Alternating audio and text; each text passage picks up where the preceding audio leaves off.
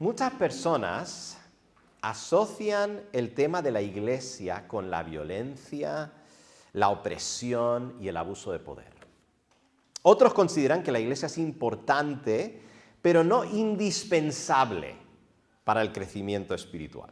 En otras palabras, la iglesia es una herramienta entre muchas que nos ayudan a conocer a Dios mejor y a formar relaciones significativas con otros creyentes, pero hay otras maneras de lograr esos resultados aparte de la iglesia.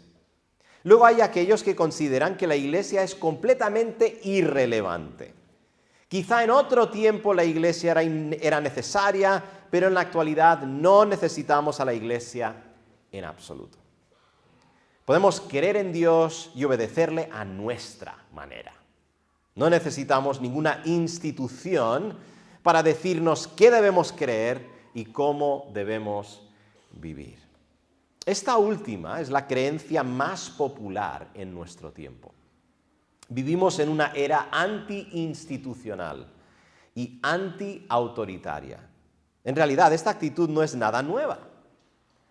Desde el jardín del Edén, el hombre se ha resistido a la autoridad. Desde el jardín del Edén, desde que nuestros primeros padres pecaron, ahí en el jardín el hombre se rebeló en contra de Dios y su palabra, que es otra manera de decir se rebeló en contra de la autoridad de Dios. Esto es lo que llamamos el pecado. El pecado es quebrantar la ley de Dios, es oponerse a Dios y su palabra. Entonces no debe sorprendernos en absoluto que el mundo tenga resistencia a la autoridad, especialmente la autoridad de Dios. Pero ¿es la autoridad mala? ¿Es la autoridad mala?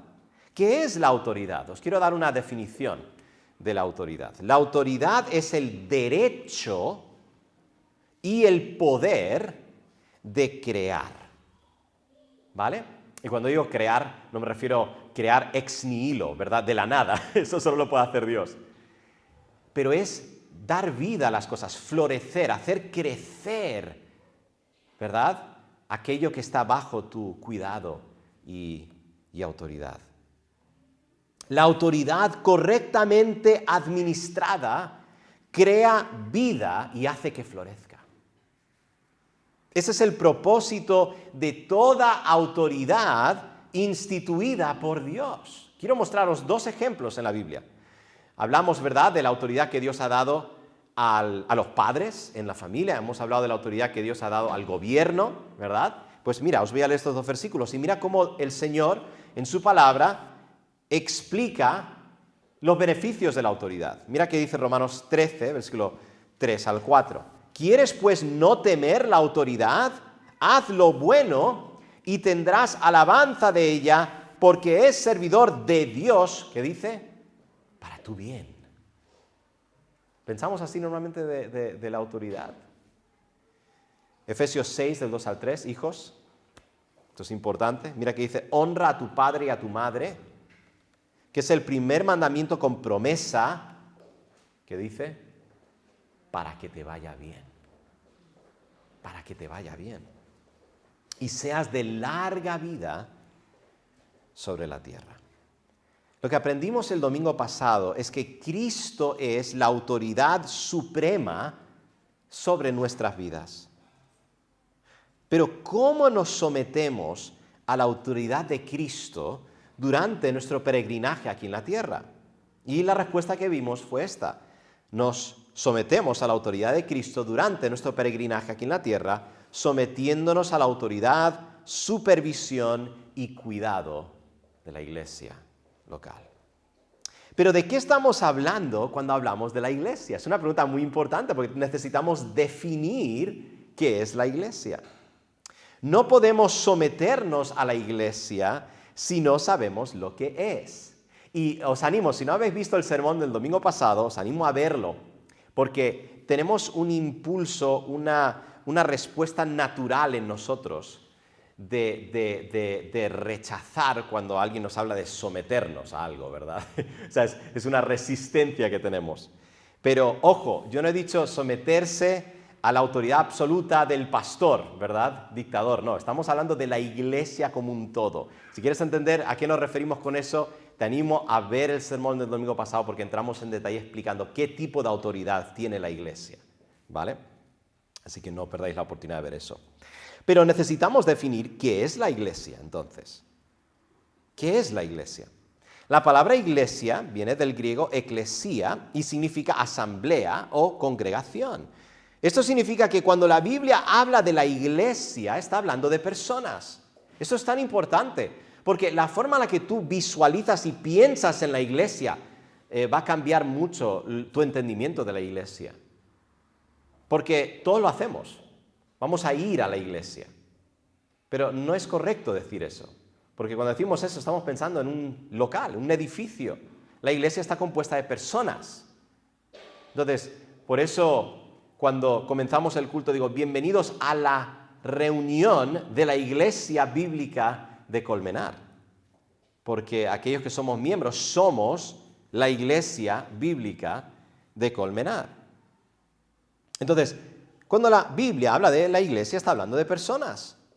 Y por eso es incorrecto pensar de la iglesia como un edificio o un lugar a donde vas. La iglesia está compuesta de personas. Pero, ¿qué personas forman parte de la iglesia?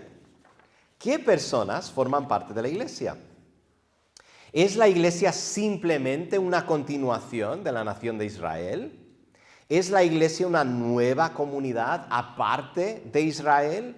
¿Es la iglesia universal o local? ¿Es la iglesia futura o presente? ¿Es la iglesia invisible o visible? El propósito de este sermón es contestar estas preguntas con la Biblia y ayudarnos a entender. Esto no es solo que sea académico, ¿vale? Sino ayudarnos a entender, a la luz de una correcta definición de lo que es la iglesia, la absoluta necesidad de la iglesia local para nuestra vida cristiana. Eso es lo que yo quisiera que saliéramos de aquí entendiendo. No solo qué es la iglesia, ya tengo más información, lo tengo apuntado, puedo definir un poquito mejor qué es la iglesia, no. Es que puedas entender la absoluta necesidad de la iglesia local para tu vida cristiana. Entonces, punto número 1 es la pregunta, ¿qué es la iglesia?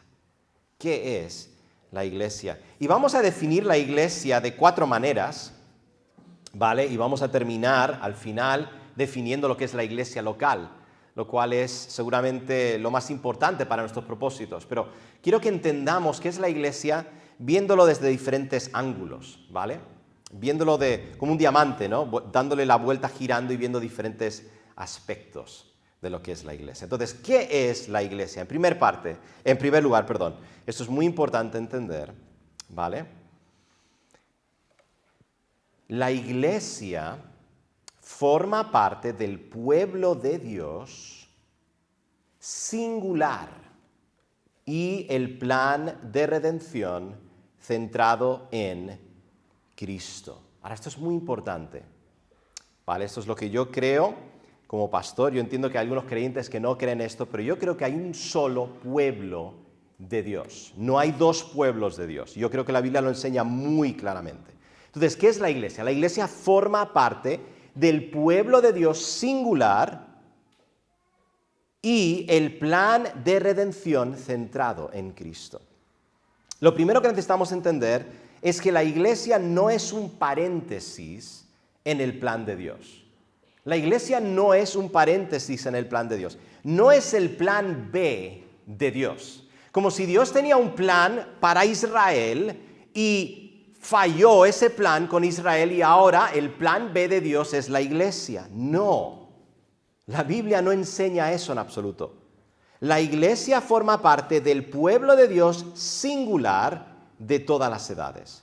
En ese sentido, la iglesia es una continuación de la nación de Israel. ¿Y dónde vemos esto? Bueno, lo vemos en muchos lugares, pero quiero mostraros 2 pasajes que yo creo que son muy representativos de esto. Vemos en muchos pasajes la continuidad entre Israel y la iglesia. Quiero mostraros uno, que para mí es uno de los más claros. que yo creo que esto sella el asunto totalmente. Gálatas, capítulo 3, versículo 28 al 29. Mira qué dice. Dice, ya no hay judío ni griego, no hay esclavo ni libre, no hay varón ni mujer, porque todos vosotros sois uno en Cristo Jesús. Este versículo no está diciendo que ya no existen las categorías de hombre y mujer.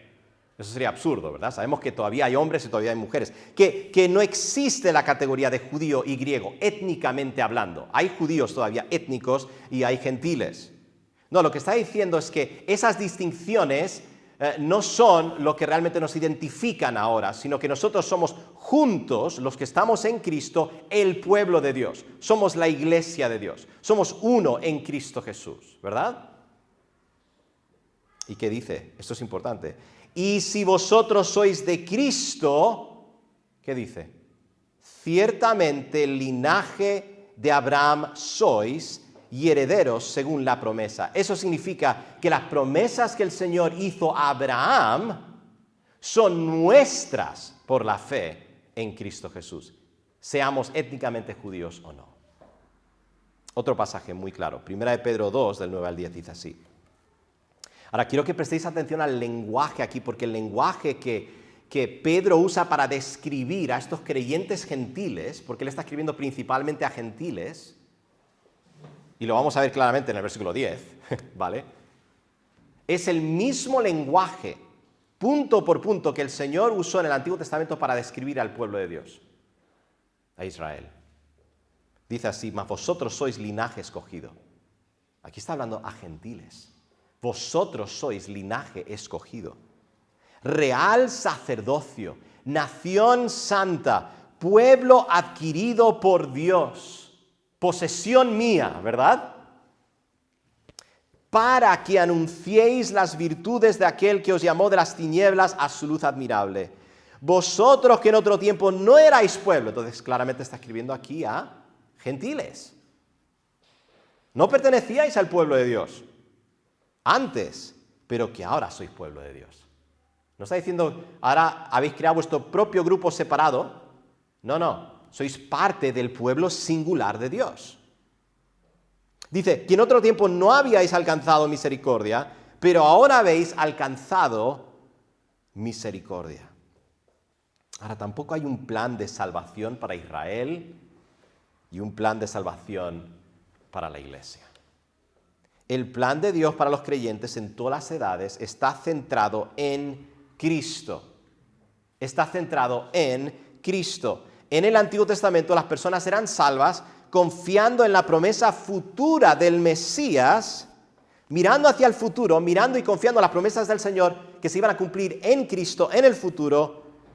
Y nosotros somos salvos mirando hacia atrás a la obra completa de Cristo en su vida, muerte y resurrección. La salvación siempre ha sido por gracia, por medio de la fe. Ahora, este punto aquí es muy importante porque nos ayuda a entender que nosotros podemos leer toda la Biblia entendiendo que tiene aplicación directa para nosotros. Esto es muy importante, porque muchas personas leen la Biblia y piensan que el 50% de la Biblia no se aplica a ellos, solo se aplica a la nación de Israel. Pero eso no es así. Nosotros hemos tenido el privilegio de poder predicar a través de los salmos. Ahora es importante primero ubicar el contexto histórico, pero luego mostrar cómo estas promesas se cumplen en Cristo y nosotros somos partícipes de ellas. Esto cambia la forma en la que leemos la Biblia, ¿verdad? Todas las escrituras son escrituras cristianas, ¿vale? Cristianas. En otras palabras, tienen como su propósito, su destino, llevarnos a Cristo y que nosotros podamos entender cómo este plan de redención de Dios incluye no solo a judíos, sino también a gentiles, una multitud innumerable que va a estar alrededor del trono de Dios, de toda tribu, lengua y nación. Entonces, la iglesia forma parte del pueblo de Dios singular y el plan de redención centrado en Cristo. Pero, al mismo tiempo, esto es importante también, la iglesia es la comunidad del nuevo pacto. La iglesia es la comunidad del nuevo pacto. Hay continuidad entre Israel y la iglesia, pero también hay discontinuidad. No es correcto decir que la iglesia es solamente una continuación de la nación de Israel, o que la iglesia reemplaza a la nación de Israel, simplemente. No, la iglesia es una nueva comunidad. La iglesia es una nueva comunidad porque es la comunidad del nuevo pacto que se inauguró con la muerte de Jesús. Algo nuevo sucedió. Algo nuevo sucedió con la muerte de Cristo. Lo que la Biblia llama el nuevo pacto. Entonces hay características únicas y especiales de la iglesia, la cual es la comunidad del nuevo pacto, que no vemos en el Antiguo Testamento con Israel. ¿Cuándo se inauguró el nuevo pacto, hermanos? Muy claramente, Mateo 26, versículo 28. ¿Qué dijo Jesús cuando estaba celebrando esta última cena con sus discípulos? Esta celebración de la Pascua. Mateo 26, 28. Porque esto es mi sangre, que dice, del nuevo pacto. Del nuevo pacto. Que por muchos es derramada. Gracias. Para remisión de los pecados. Ahora, el nuevo pacto es nuevo porque se distingue del antiguo pacto. Es así de simple. ¿Y cuál fue el antiguo pacto? El pacto que Dios hizo con Israel en el monte Sinaí. Quiero mostraros ese antiguo pacto. Dice así en Éxodo capítulo 19, versículo 1 al 6. Aquí es donde se estableció este antiguo pacto. En el mes tercero de la salida de los hijos de Israel de la tierra de Egipto, en el mismo día llegaron al desierto de Sinaí. Habían salido de Refidim y llegaron al desierto de Sinaí y acamparon en el desierto. Y acampó ahí Israel delante del monte, y Moisés subió a Dios, y Jehová lo llamó desde el monte diciendo, así dirás a la casa de Jacob, y anunciarás a los hijos de Israel, vosotros visteis lo que hice a los egipcios, y cómo os tomé sobre alas de águilas y os he traído a mí. Ahora pues, si diereis oído a mi voz, y guardareis mi pacto, vosotros seréis mi especial tesoro sobre todos los pueblos, porque mía es toda la tierra, y vosotros me seréis un reino de sacerdotes y gente santa. Esto es lenguaje similar al que ya vimos, ¿verdad? En 1 Pedro capítulo 2. Nación santa, ¿verdad? Real sacerdocio. Qué curioso, ¿verdad? Ese es el lenguaje que el Señor había usado cuando estableció su pacto con la nación de Israel. Y vosotros me seréis un reino de sacerdotes y gente santa. Estas son las palabras que dirás a los hijos de Israel. La pregunta es, ¿cumplió Israel el pacto? ¿Fue Israel fiel al Señor? ¿Hizo lo que el Señor quería que hiciesen? Bueno, el Antiguo Testamento nos muestra una y otra vez que la nación como un todo, siempre hubo un remanente, siempre hubo un remanente. ¿Quiénes eran? El verdadero pueblo de Dios. Porque había otros que eran judíos solamente exteriormente, ¿verdad? Solamente porque habían cumplido ciertos ritos exteriores, pero no eran el verdadero Israel. No eran verdaderamente el pueblo de Dios. Pues obviamente esa nación era un grupo mezclado. Esto es lo que tienes que entender cuando lees el Antiguo Testamento. Israel era un grupo mixto, mezclado, de verdaderos judíos, temerosos de Dios, esperando en la salvación de Dios, confiando en las promesas de Dios, y un montón de falsos, adorando a ídolos, ¿verdad? En rebeldía en contra de Dios. Entonces, Israel como nación fue infiel al Señor. Desobedeció al Señor. ¿Sabía Dios que desobedecerían el pacto? Sí. Sí lo sabía. Y cuando parecía que todo estaba perdido y que ya no había esperanza para el remanente de Israel, Dios prometió que haría un nuevo pacto con su pueblo. Y quiero que consideréis las características del nuevo pacto. Jeremías capítulo 31, también en Ezequiel 36, aunque no lo vamos a leer aún, ahora lo podéis ver en vuestras casas, pero os voy a leer en esta oportunidad Jeremías 31, del versículo 33 al 34. Quiero que veáis las características del nuevo pacto. Y quiero que automáticamente os deis cuenta la diferencia entre el antiguo y el nuevo pacto. Dice, pero este es el pacto que haré con la casa de Israel después de aquellos días. Dice Jehová, daré mi ley en su mente y la escribiré en su corazón, y yo seré a ellos por Dios, y ellos me serán por pueblo. Este es el lenguaje de pacto, ¿vale? Siempre. Y no enseñará más ninguno a su prójimo, ni ninguno a su hermano, diciendo, conoce a Jehová, porque todos me conocerán, desde el más pequeño de ellos hasta el más grande, dice Jehová. Porque perdonaré la maldad de ellos y no me acordaré más de su pecado. Bueno, vemos aquí varios contrastes, ¿verdad? En primer lugar, ¿dónde estaba escrita la ley de Dios en el antiguo pacto? En tablas de piedra, ¿verdad? Los 10 mandamientos. ¿Dónde estaría escrita en el nuevo pacto? En el corazón. En otras palabras, Dios haría una transformación en el corazón de su pueblo. Otra diferencia que vemos. ¿Quiénes conocerían realmente a Dios en el nuevo pacto? ¿Quiénes?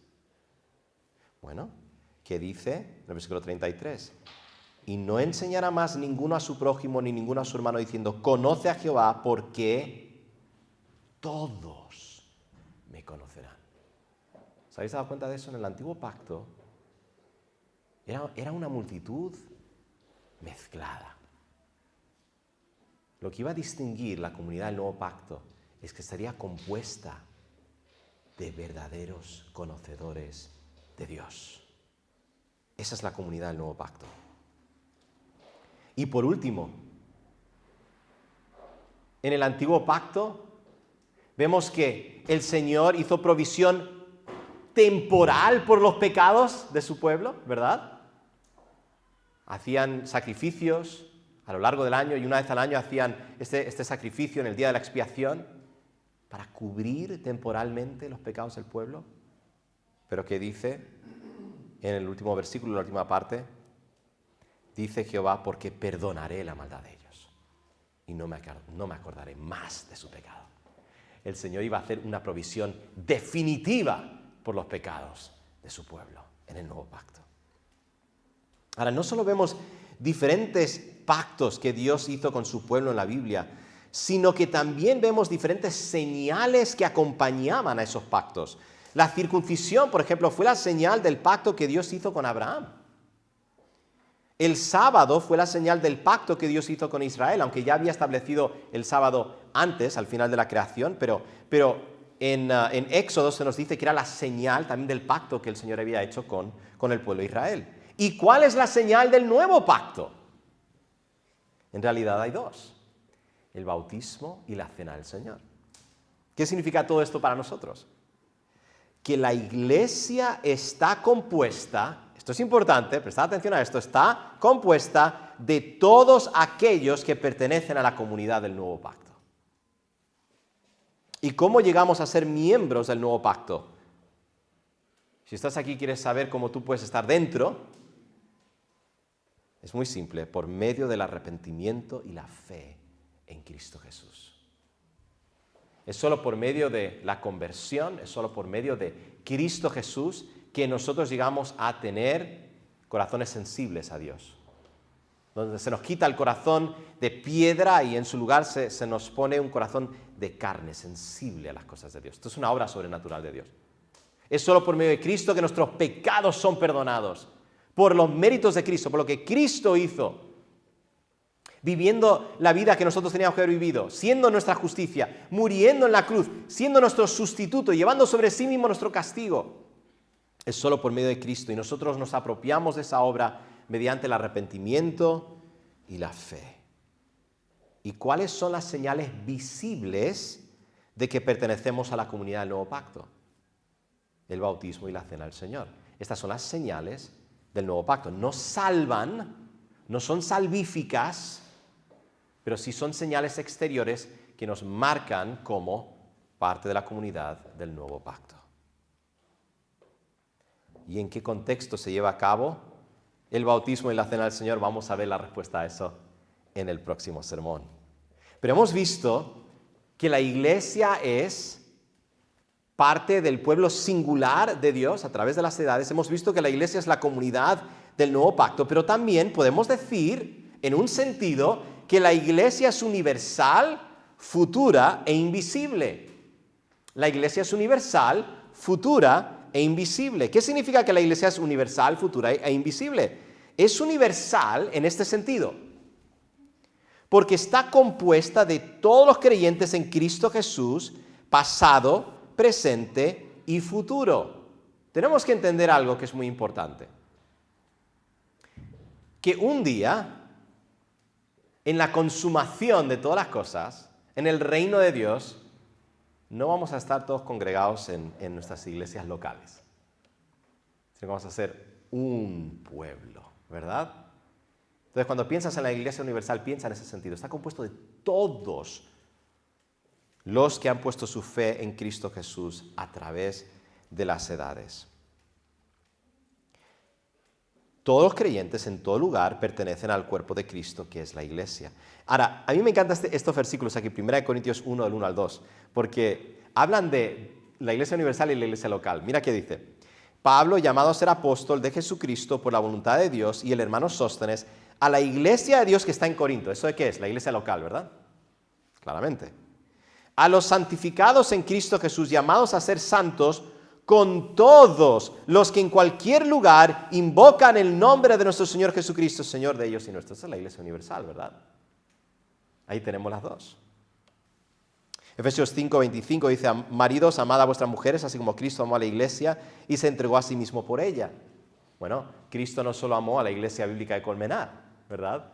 Sino que está hablando aquí de su pueblo, por quien Él murió, compuesto de todos los que creen en Él, a través de las edades. Ahora, es futura, esto es importante, porque la iglesia todavía no está reunida en su totalidad. Siempre bromeo con las personas, ¿no? Cuando quieren decir, no, lo único que importa es la iglesia universal. Yo digo, vale, ¿me puedes mandar la dirección? ¿Me puedes decir dónde se está congregando ahora mismo la iglesia universal? Porque me encantaría poder ir. Ah, bueno, vale, entonces, mientras tanto, tenemos iglesia local. Así vamos a hablar de esto un poquito más adelante. La iglesia universal es una realidad, pero es futura. Porque si estamos hablando no solo de todos los creyentes que están vivos ahora, porque quizá alguien podría ser muy ambicioso y decir, vamos a juntar a todos los creyentes que están vivos ahora. Sí, pero la iglesia universal no está compuesta solo de los creyentes vivos ahora, sino los creyentes vivos de todas las edades. Eso sí que es un poquito imposible, ¿verdad? ¿Cómo podemos congregarnos? Sería imposible un día así, futuro. Esto sucederá en la segunda venida de Cristo. Por eso cuando Jesús habla de la iglesia, está hablando de una congregación, asamblea futura. En Mateo 6:18, ¿verdad? Edificaré mi iglesia. Esto es algo que el Señor está haciendo, pero se va a ver en su totalidad en la consumación de todas las cosas. Hemos dicho que la iglesia es universal, hemos dicho que es futura y también es invisible. Ahora, la iglesia es invisible porque la iglesia universal no se reúne, como ya hemos dicho, en ningún lugar aquí en la tierra, pero también es invisible porque solo Dios sabe quiénes son suyos. Hay un sentido en el que no todos los que profesan ser de Cristo son de Cristo. Solo el Señor sabe eso. En otras palabras, es invisible desde nuestra perspectiva, pero no desde la perspectiva del Señor. Pero si la iglesia es universal, futura e invisible, ¿cómo sabemos que pertenecemos a ella? ¿Cómo sabemos que pertenecemos a la iglesia universal? ¿Cómo sabemos que vamos a estar en esa gran multitud futura adorando al Señor?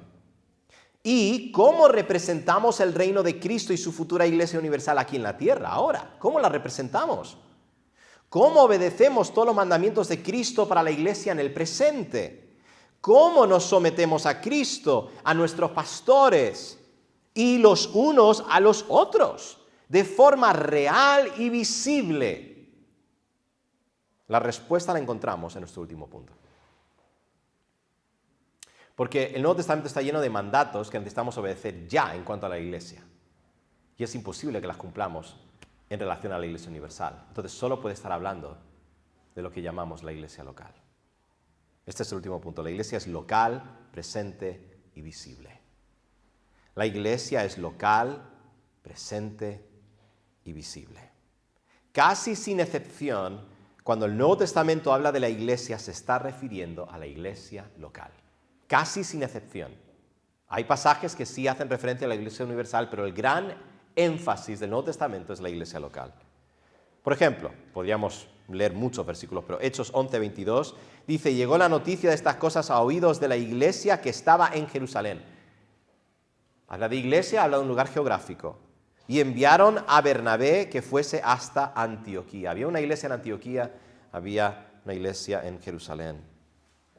Y puede que haya habido más iglesias en Jerusalén, sin duda alguna, pero lo que quiero que veáis es esto. Había grupos identificados de creyentes, comprometidos los unos con los otros, con liderazgo establecido en lugares concretos, geográficos. ¿Nuestra iglesia se llama qué?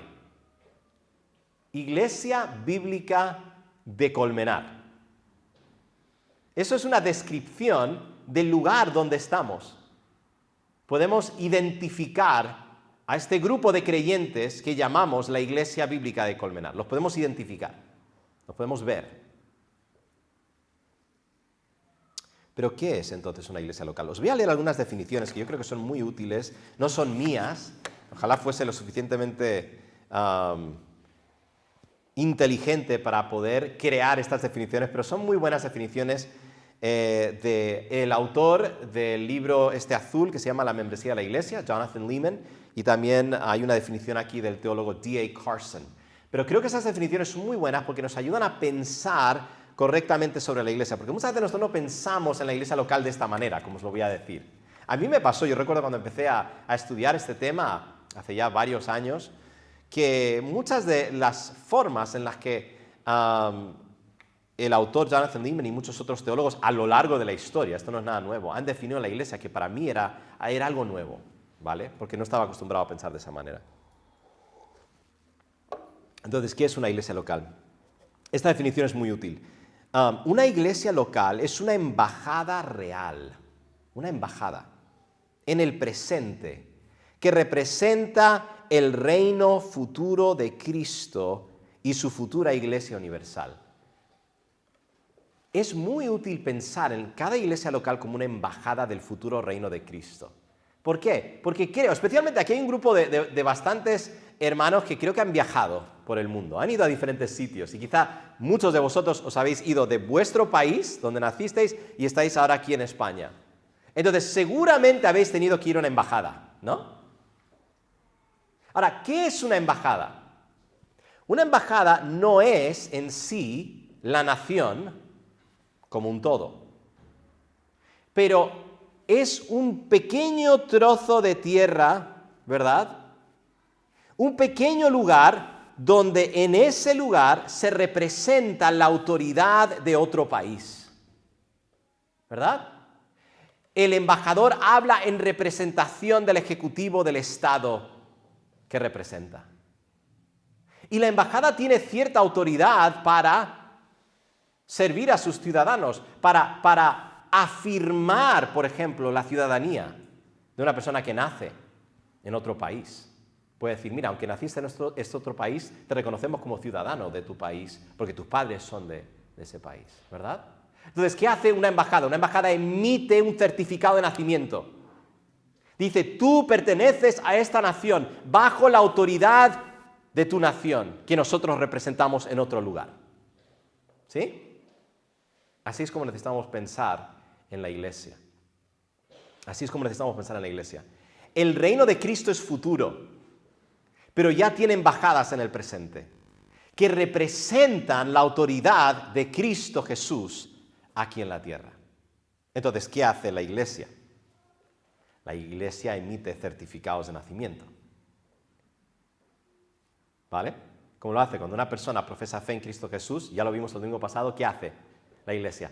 Afirmamos tu profesión de fe, te reconocemos como un verdadero ciudadano del reino de Cristo. Toma tu certificado de nacimiento, te bautizamos, ¿verdad? La Iglesia te bautiza afirmando públicamente tu profesión de fe. Y luego quizá alguien viene de otra iglesia, se ha movido de un sitio a otro, se ha ido de un lugar a otro y trae sus papeles diciendo, mira, yo soy un verdadero creyente, he sido afirmado por esta otra embajada y nosotros ¿qué hacemos? Decimos, pues mira, también reconocemos que tú eres un verdadero discípulo, por lo tanto afirmamos tu membresía. ¿Entiendes cómo cambia la forma en la que pensamos cuando pensamos en la iglesia de esta manera? No es la única analogía, la única metáfora que sirve, pero es una metáfora útil para pensar en cómo funciona la iglesia, una embajada que representa el futuro reino de Cristo. D.A. Carson define la iglesia de esta manera. Cada iglesia es la manifestación plena en el tiempo y espacio de la única, verdadera, celestial y futura iglesia del nuevo pacto. Eso me gusta porque eso demuestra que esta definición me ayuda porque me hace entender que cada iglesia es una iglesia plena, ¿verdad? No es como si necesitas unirte con un montón de diferentes iglesias locales para ser una verdadera iglesia local. Cada iglesia es legítima. Cada iglesia tiene a Cristo como su cabeza, aunque hay una sola verdadera iglesia universal que va a ser futura. Entonces tenemos que actuar, podemos actuar con autoridad plena como iglesia, sabiendo que tenemos toda la autoridad plena. Otra definición. La iglesia local es la autoridad terrenal que Jesús ha instituido para afirmar oficialmente y dar forma a nuestra vida cristiana.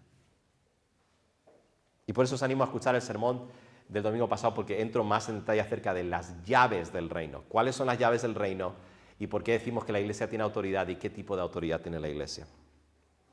Última definición. Una iglesia local es un grupo de cristianos que se reúnen regularmente en el nombre de Cristo para afirmar oficialmente y supervisar su membresía en Cristo Jesús y su reino a través de la predicación del Evangelio y las ordenanzas. Cuando pienso en esta definición, pienso en la Gran Comisión. Eso es lo que está haciendo la iglesia. Cuando piensas en la Gran Comisión, tienes que darte cuenta, eso es lo que está haciendo la iglesia. Está haciendo discípulos con la autoridad de Cristo. ¿Cómo está haciendo discípulos? Bueno, les está bautizando, ¿verdad? Afirmando su profesión de fe y les está enseñando todo lo que Jesús mandó. Entonces, cuando la iglesia que se congrega está haciendo un trabajo muy importante, está haciendo el trabajo del futuro reino de Cristo aquí en el presente. Está emitiendo certificados de nacimiento, está emitiendo pasaportes, está diciendo, te reconocemos como un verdadero ciudadano del reino de Cristo. Y no solo te afirmamos como un verdadero ciudadano del reino de Cristo, sino que te vamos a enseñar cómo vivir como ciudadano del reino de Cristo. Ahora en el presente. Te vamos a dar todas las instrucciones que necesitas para vivir la vida cristiana. Entonces, la primera pregunta, el primer punto era ¿qué es la iglesia? Y por último, y esto va a ser muy rápido, ¿por qué es necesaria la iglesia local para nuestra vida cristiana? Solo os voy a mencionar rápidamente unos puntos para que pensemos, y con eso vamos a terminar.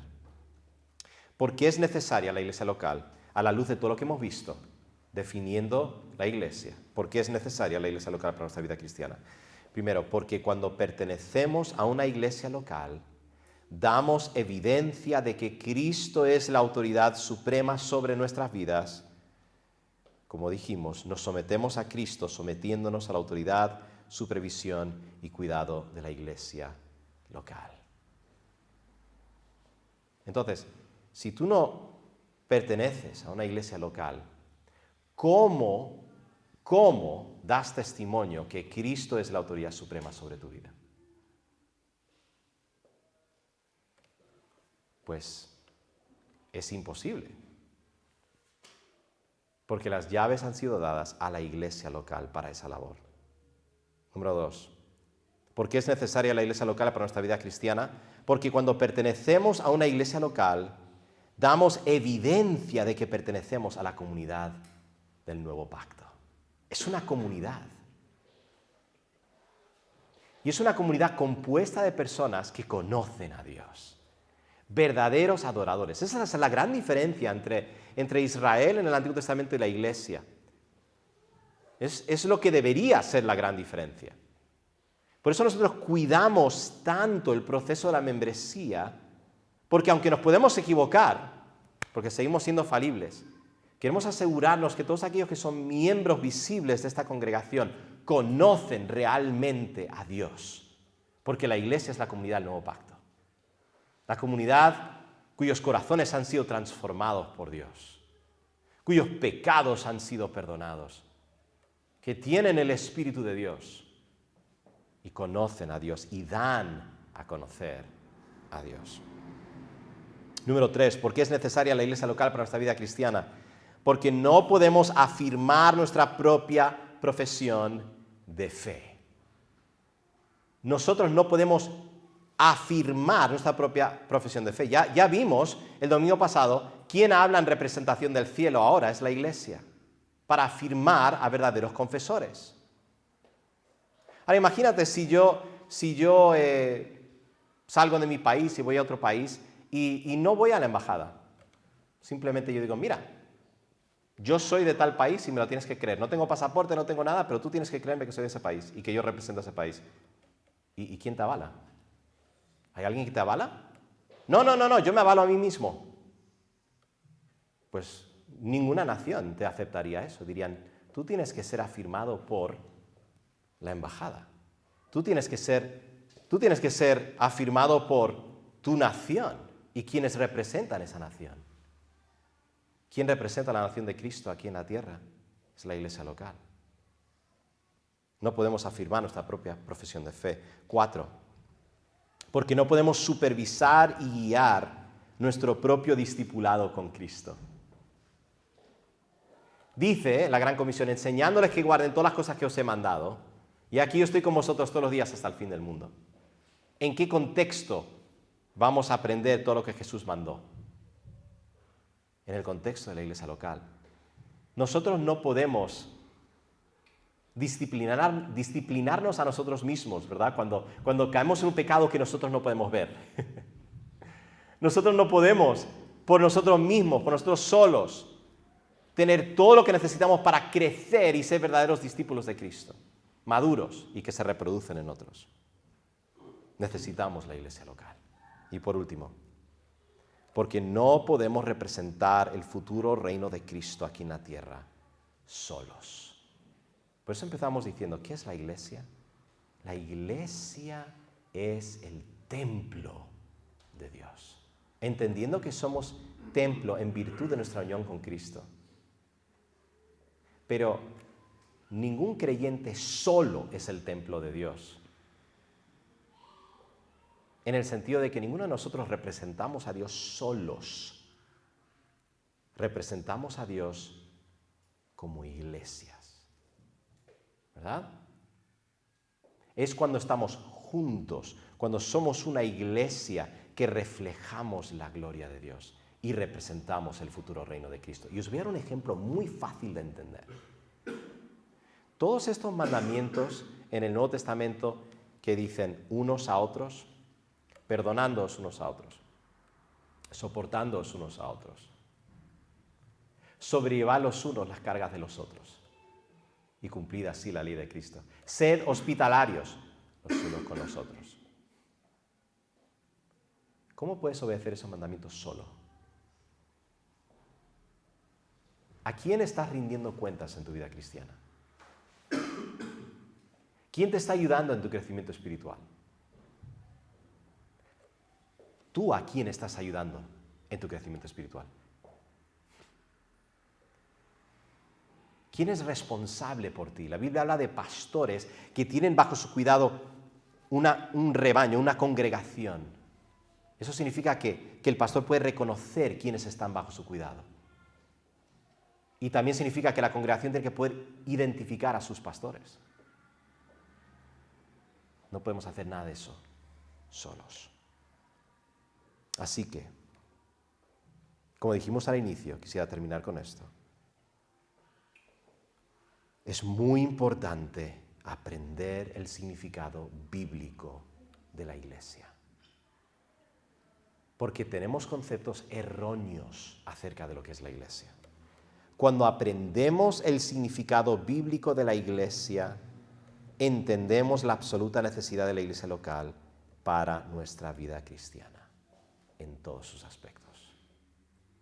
Así que el Señor nos ayude a tener una forma de pensar más bíblica sobre la iglesia y que podamos orientar nuestras vidas en torno a una iglesia local y crecer y ayudar a otros a crecer.